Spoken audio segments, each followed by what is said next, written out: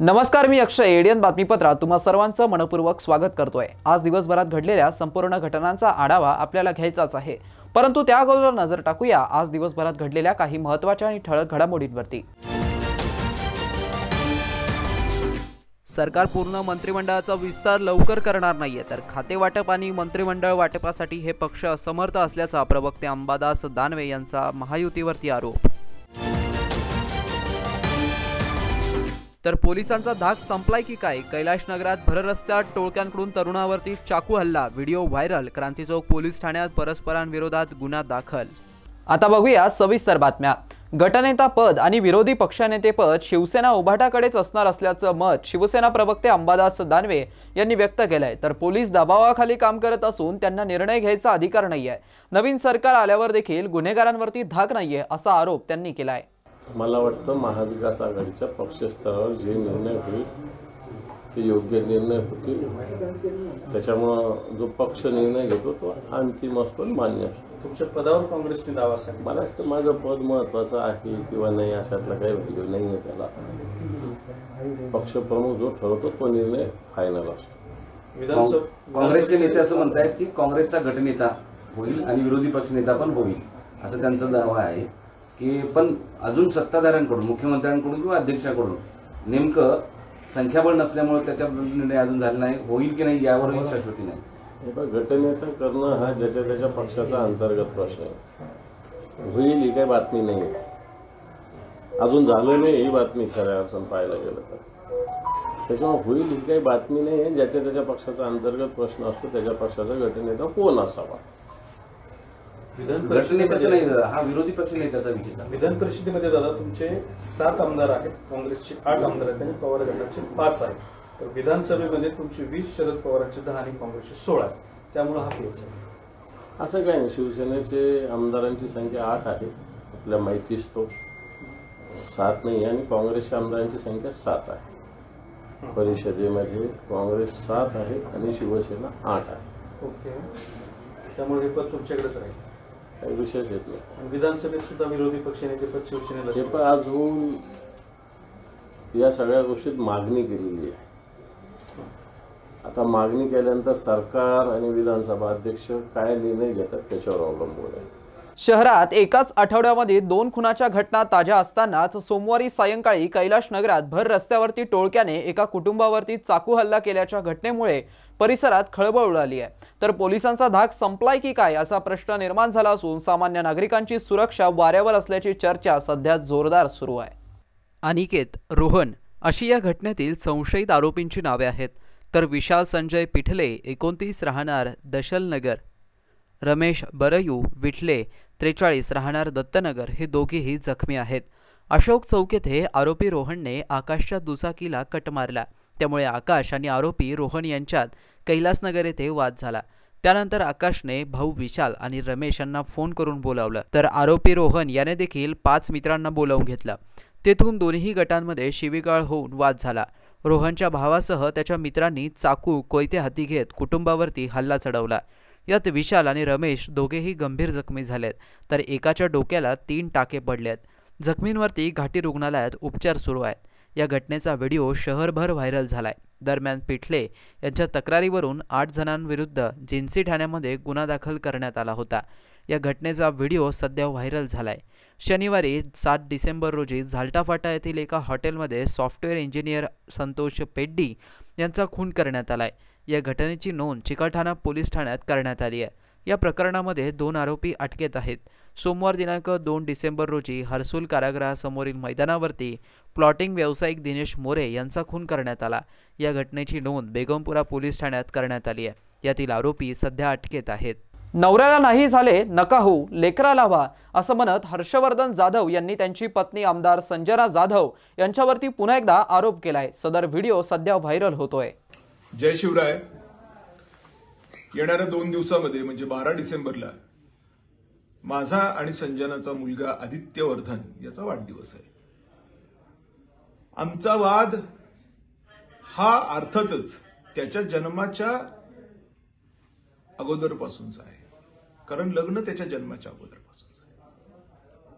त्याच्यात त्याला का ओढायचा म्हणून मी निर्णय केला की त्याला ओढायचं नाही आता, त्याला 29ला पुढं करायचं आहे.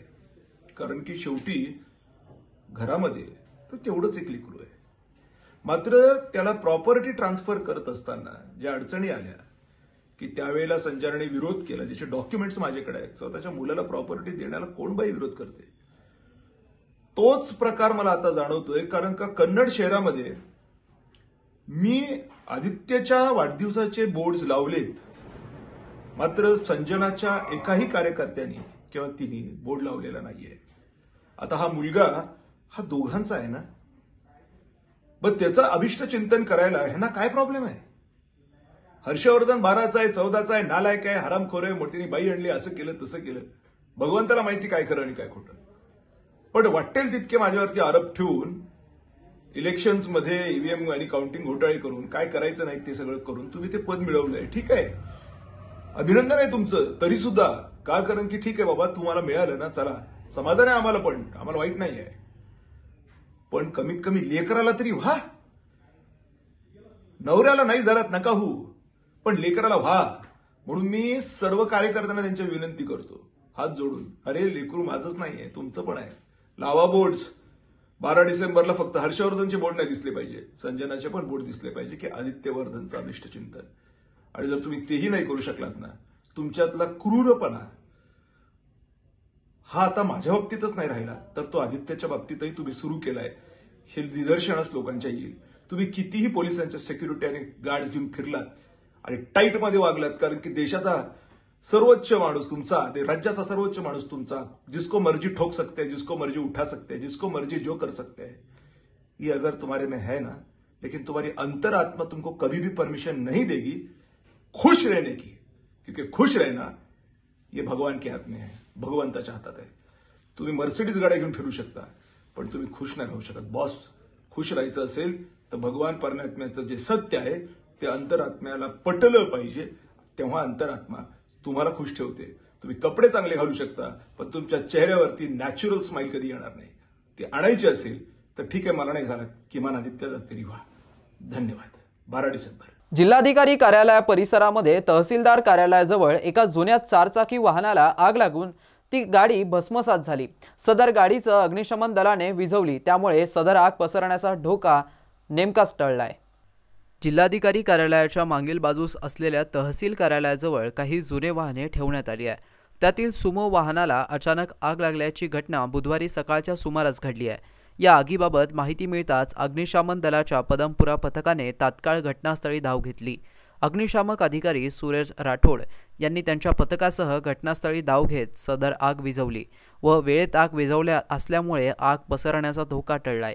या ठिकाणी अन्य काही जेसीबी, ट्रॅक्टर या प्रकारचे जप्त केलेले वाहने देखील होते. त्या वाहनांना सुदैवाने आग लागली नाहीये. आग नेमकी कशामुळे लागली होती याची माहिती अद्याप मिळू शकली नाहीये. शहरवासियांना एक सुवर्ण संधी. तुम्ही एखादा व्यवसाय करताय का? मग एडीएनवरती जाहिरात करा आणि मिळवा व्यवसायात मोठा फायदा. तर वाट कसली पाहताय? आत्ताच खाली दिसत असलेल्या नंबरवरती संपर्क साधा. आपल्याला अजूनही काही बातम्यांचा आढावा घ्यायचा आहे, परंतु इथे वेळ झाली आहे एका छोट्याशा ब्रेकची. कुठेही जाऊ नका, पाहत रहा एडीएन न्यूज.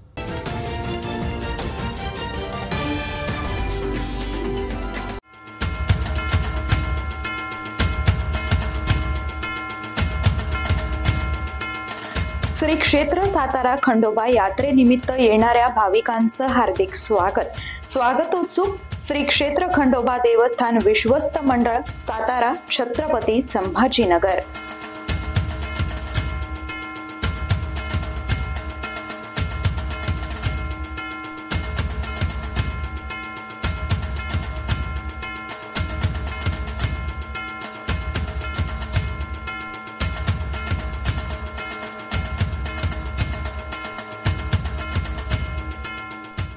अनेकांच्या मनात स्वप्न असते की देशाची सेवा करायची, परंतु काही लोकच योग्य प्रशिक्षण घेऊन ते वास्तवात पूर्ण करतात. वास्तविक सैनिक बनणे सोपं काम नाही. कारण प्रशिक्षणाच्या मैदानापासून ते युद्धाच्या रणांगणापर्यंत प्रत्येक क्षण संघर्षमय असतो. फक्त जो इमानदार, समजूतदार असेल आणि ज्याची इच्छाशक्ती प्रबळ असेल असाच व्यक्ती या क्षेत्रात टिकू शकतो. प्रत्येक वर्षी अनेक परीक्षार्थ्यांना यश प्राप्त होते, ते फक्त आणि फक्त गरुड झेप अकॅडमी. पंख आम्ही देतो, उंच भरारी तुम्ही घ्या.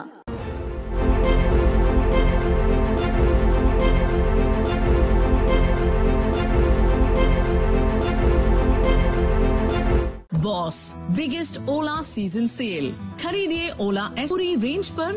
मूव ओएस फीचर्स, 8 साल की battery warranty, hyper charging credit और चुनिंदा कार्ड पर 25,000 तक की छूट पाएं. टॉप सर्विस के साथ 1 दिन की सर्विस गारंटी या एक अतिरिक्त S1 पाएं. जल्दी करें, सीमित अवधि का ऑफर.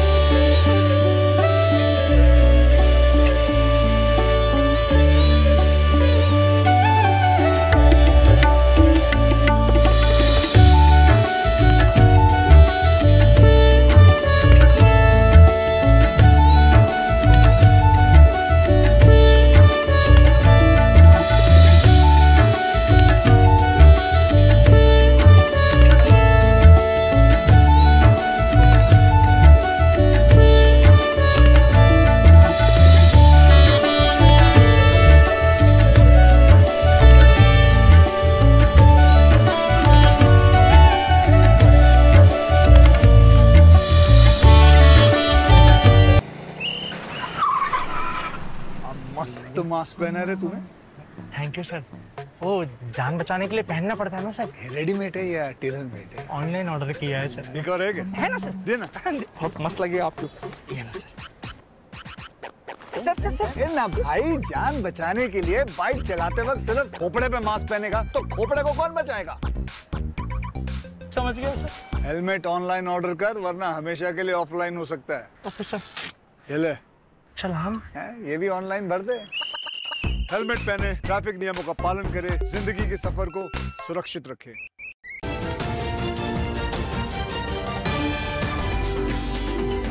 ब्रेकनंतर पुन्हा एकदा स्वागत. आपण बघत आहात एडियन बातमीपत्र. माणसाने माणसाशी माणसासम वागणे या एका गीतातील ओळीप्रमाणे प्रत्येक माणसाचं अन्य माणसांच्या हक्कांची जोपासना करणं हे कर्तव्य असून त्याबद्दलची जाणीव वृद्धिंगत करणं आवश्यक आहे, असं प्रतिपादन ॲडव्होकेट अभय टाकसाळ यांनी जिल्हाधिकारी कार्यालयात केलंय. जिल्हाधिकारी कार्यालयाच्या नियोजन सभागृहात मानवी हक्क दिनानिमित्त ॲडव्होकेट टाकसाळ यांचे व्याख्यान आयोजित करण्यात आले होते. अध्यक्षस्थानी जिल्हाधिकारी दिलीप स्वामी होते, तर अपर जिल्हाधिकारी डॉक्टर अरविंद लोखंडे, निवासी उपजिल्हाधिकारी विनोद खिरोळकर, मनपाचे अतिरिक्त आयुक्त रणजित पाटील, उपजिल्हाधिकारी संगीता राठोड, जिल्हा न्यायालयाचे ॲडव्होकेट मधुकर आहेर, जिल्हा नियोजन अधिकारी भारत वायाळ हे उपस्थित होते. ॲडव्होकेट टाकसाळ हे म्हणालेत की संयुक्त राष्ट्रसंघाने 10 डिसेंबर 1948 रोजी मानवी हक्काचं घोषणापत्र जाहीर केलं. त्यात प्रत्येक मानवाचं मूलभूत अधिकार हे देश, भाषा, लिंग, धर्म, जात इत्यादी कोणताही भेदभाव न करता आणि न बाळगता सर्वदूर आणि सर्व काळ अबाधित राखण्यासाठी तरतूद करून देण्यात आली आहे. या अधिकारांची जोपासना प्रत्येकाचं कर्तव्य आहे. भारतीय संविधानाच्या प्रत्येक कलमांमध्ये मानवी हक्कांची जोपासना होताना दिसते. मुळात मानवी हक्क म्हणजे परस्परांचे स्वातंत्र्य मान्य करणं होय.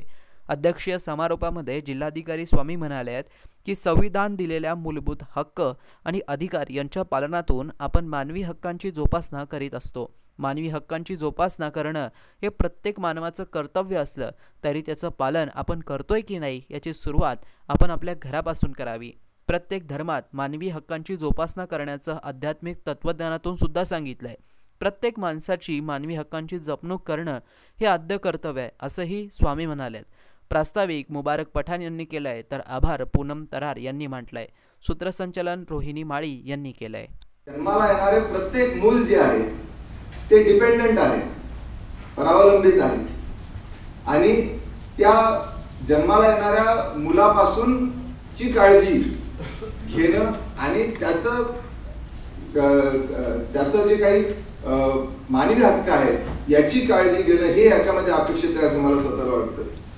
त्याचबरोबर भयमुक्त वातावरण असणं.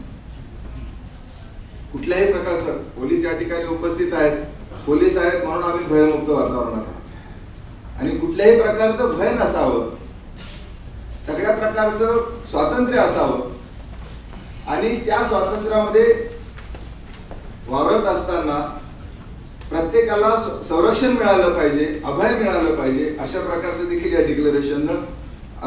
डिक्लेरेशन मध्ये अपेक्षित आहे.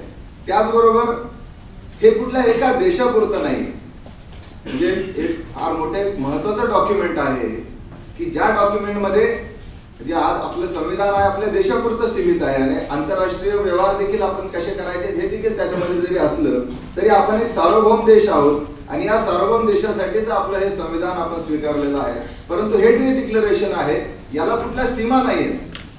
नो पार्किंग मध्ये लावलेल्या दुचाकी वाहतूक पोलिसांनी उचलून नेल्यानंतर ती सोडवण्यासाठी वाहतूक विभागाच्या सहाय्यक पोलीस उपनिरीक्षकाने 500 रुपयांची लाच घेताना लाचलुचपत प्रतिबंधक विभागाने ताब्यात घेतलंय. प्रदीप रामराव चव्हाण असं वाहतूक विभागाच्या सहाय्यक पोलीस उपनिरीक्षकाचं नाव आहे. या प्रकरणात गुन्हा दाखल करण्यात आलाय. या प्रकरणामध्ये लाचलुचपत प्रतिबंधक विभागाकडून देण्यात आलेल्या माहितीनुसार एका 35 वर्षीय युवकाने त्याची मोटारसायकल जिल्हा सत्र न्यायालय बिल्डिंग समोरील रस्त्यावरती 9 डिसेंबर रोजी पार्क केली होती. शहर वाहतूक पोलिसांनी ती दुचाकी कोणतीही पूर्वसूचना न देता उचलून छावणी पोलीस ठाण्याच्या वाहनतळात आणून जमा केली. दुचाकी मालक हा छावणी येथील वाहनतळावरती दुचाकी सोडवण्यासाठी गेला असता त्याला प्रदीप रामराव चव्हाण यांनी लिफ्टिंग वाहनाच्या खर्चासह दंड भरावा लागेल असं सांगितलं. या युवकाने चव्हाण यांच्याशी चर्चा केली. त्या चर्चेत 1200 रुपये द्यावे लागतील असं सांगितलं. या युवकाला लाच देण्याची इच्छा नसल्याने त्याने लाचलुचपत प्रतिबंधक विभागाशी संपर्क केला.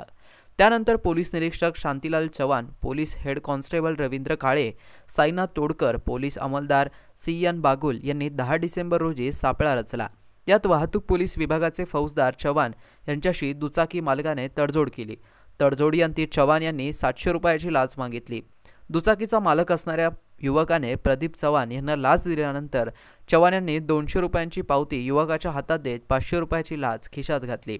लाचलुचपत प्रतिबंधक विभागाच्या कर्मचाऱ्यांनी लाच घेत असताना छावणी वाहनतळीतून प्रदीप चव्हाण याला रंगेहात ताब्यात घेतला. 500 रुपयांची लाच स्वीकारणारा वाहतूक विभागाचा फौजदार चव्हाण याच्या विरोधात छावणी पोलीस ठाण्यामध्ये गुन्हा दाखल करण्यात आला आहे. दिनेश उर्फ बबलू परमानंद मोरे यास मारहाण करत हत्या करण्यात आली असून सदरील प्रकरणाच्या तपासात कुठलीही त्रुटी न राहता हा तपास गुन्हे शाखेकडे वर्ग करण्याची मागणी आंबेडकरी सर्वपक्षीय संघटनांच्या वतीने पोलीस उपायुक्त यांना निवेदन देऊन करण्यात आली आहे. आज या ठिकाणी समस्त आंबेडकरी चळवळीच्या पक्ष संघटनाच्या वतीने व मोरे कुटुंबियासोबत आम्ही माननीय पोलीस उपायुक्त नितीनजी बकाटे साहेब यांची भेट घेतलेली आहे. भीमसैनिक बबलू मोरे याची काही दिवसापूर्वी जे काही क्रूर हत्या हर्सुल जेल समोर झाली होती त्या घटनेचा निषेध म्हणून व त्यातील जे काही आरोपी आहेत त्यांना त्यातील फक्त 2 आरोपी या समयी पोलीस प्रशासनाने अटक केलेले आहेत. त्यातील एकूण 12 ते 13 आरोपी हे अद्यापही मोकाट आहेत, ते बाहेर फिरत आहेत व मोरे कुटुंबियाला दाबदबाव करण्याचा ते प्रयत्न करत आहेत. आम्ही भेटून माननीय पोलीस उपायुक्त नितीनजी बकाटे साहेब यांना भेटून त्यांना निवेदन दिलेलं आहे की यामध्ये जे काही दोषी आरोपी आहेत त्यांना तात्काळ अटक करण्यात यावं. त्यानंतर ते सराईत गुन्हेगार असल्यामुळे त्यांच्यावर मोका अंतर्गत कारवाई झाली पाहिजे. त्यानंतर हे पीडित कुटुंब यांना तात्काळ या ठिकाणी पोलीस संरक्षण आजच्या आज दिलं पाहिजे. त्यानंतर बगाटे साहेबांनी आम्हाला आश्वासन दिलं आहे की तात्काळ या कुटुंबाला आजच्या आज आम्ही पोलीस संरक्षण देणार आहे. 2 ते 3 जण पोलीस पथक या मोरे कुटुंबाजवळ आजपासून पोलीस प्रोटेक्शन याला मिळणार आहे. त्यानंतर जे काही फरारी आरोपी आहेत, जे काही CCTV फुटेजमध्ये दिसत आहेत 12 ते 15 आरोपी, ते फुटेज आम्ही माननीय बगाटे साहेब यांना दाखवलेले आहेत. त्याच्यातील जे काही 2 व्हीलर वापरण्यात आलेले आहेत त्याच्यामध्ये टिबल सीट ते आरोपी त्या ठिकाणाहून जाताना दिसत आहेत.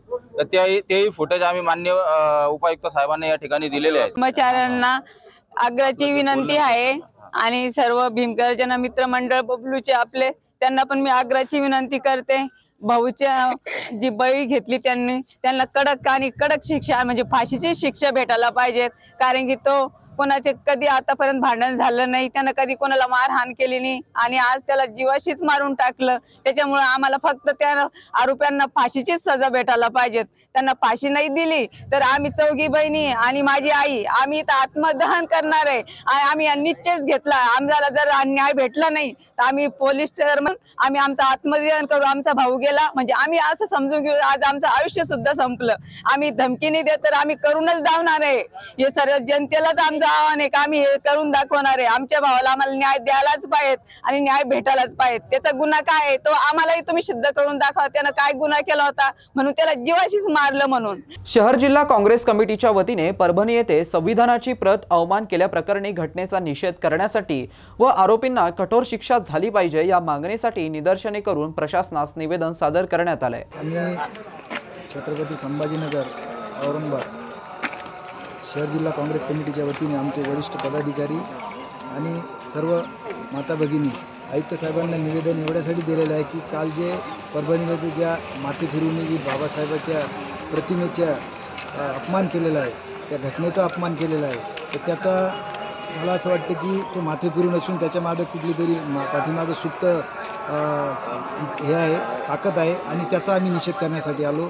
हे निवेदन आम्ही एवढ्यासाठी देत आहोत की आम्ही एक इशारा म्हणून इथं देत आहोत, जर यानंतर बाबासाहेबाच्या प्रतिमेचा किंवा घटनेच्या प्रतिमेचा अपमान जर होत असेल, वारंवार त्यांचे खासदार त्यांचे आमदार जाहीररित्या घटनेविषयी घटना बदलण्याविषयी जे शब्द काढतात त्यांना वेळेस जर त्यांना आवर घातला तर अशा घटना घडू शकत नाही। याचाच अर्थ की त्याच्या पाठीमागे हे सुप्त ही लाट आहे, सुप्त जी ताकद आहे हीच आहे। आपण सगळे हे समजू शकता। याला आम्ही ह्या माध्यमातून काँग्रेसच्या माध्यमातून आंबेडकर चळवळीच्या माध्यमातून एवढा इशारा देतो की याचं उत्तर आम्ही वेळीच जर आवर नाही घातला तर आम्ही तीव्र शब्दामध्ये याचं उत्तर देऊ। शेवटी पुन्हा एकदा नजर टाकूया आज दिवसभरात घडलेल्या काही महत्त्वाच्या आणि ठळक घडामोडींवरती। सरकार पूर्ण मंत्रिमंडळाचा विस्तार लवकर करणार नाहीये तर खाते वाटप आणि मंत्रिमंडळ वाटपासाठी हे पक्ष असमर्थ असल्याचा प्रवक्ते अंबादास दानवे यांचा महायुतीवरती आरोप। तर पोलिसांचा धाक संपलाय की काय? कैलाश नगरात भर रस्त्यात टोळक्यांकडून तरुणावरती चाकू हल्ला, video viral, Kranti Chowk police ठाण्यात परस्परांविरोधात गुन्हा दाखल। आणि याबरोबरच हे बातमीपत्र इथेच संपलं। पुन्हा भेटूया पुढील बातमीपत्रात, तोपर्यंत पाहत रहा आपल्या हक्काचं बातमीपत्र ADN न्यूज।